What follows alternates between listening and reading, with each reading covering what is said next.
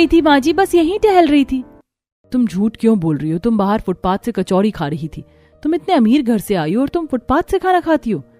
और शायद यही कारण है ना कि तुम रोज घर पर खाना नहीं खाती और कभी कभी खाने से मना ही कर देती हो। हाँ तो क्या हुआ, मुझे फुटपाथ का खाना पसंद है और इसमें अमीर घर का क्या? आप लोग ज्यादा मत सिखाओ।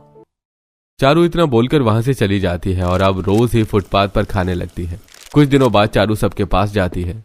आप सबने खाना तो नहीं खाया ना? नहीं, अभी तो किसी ने खाना नहीं खाया। मैं खाना बनाने ही जा रही थी। क्यों, क्या हुआ? आज हम सब बाहर खाना खाने जा रहे हैं। सच में चाची? हाँ बिल्कुल। चारू सबको बाहर खाने पर लेकर जाती है, लेकिन फुटपाथ पर ही एक ठेले से सबको नान खिलाने लगती है।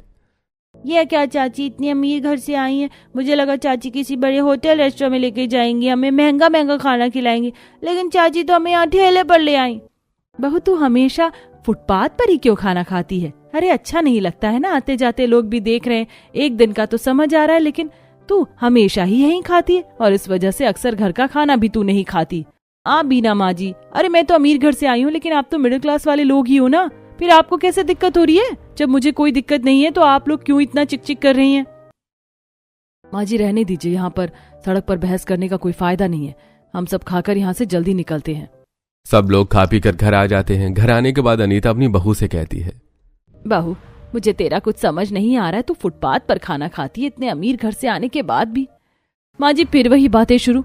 अरे एक ही बात कितनी बार समझाऊं आपको? मुझे इस बात पर बिल्कुल भी बहस नहीं चाहिए और मुझे जो करना है मैं वही करूंगी।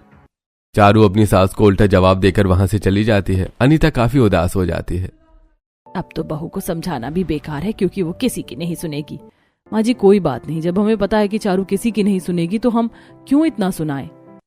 ऐसे ही कई दिन और निकल जाते हैं। कुछ दिनों बाद चारू की सहेली शीतल उससे मिलने के लिए आती है। चारू तेरी शादी क्या हो गई? तू तो हम सबको भूल ही गई। पता है हम सब फ्रेंड लोग कितने दिनों बाद मिले और तुझे बुलाया तो तू आई नहीं।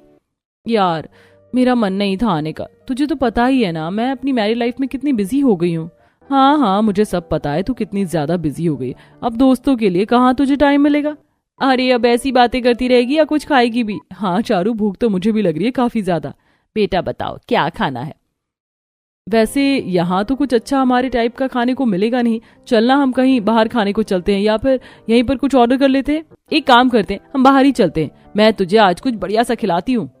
चारू अपनी सहेली को लेकर बाहर चली जाती है और फुटपाथ पर ही चाट पकौड़ी खिलाती है। ये देखकर शीतल को काफी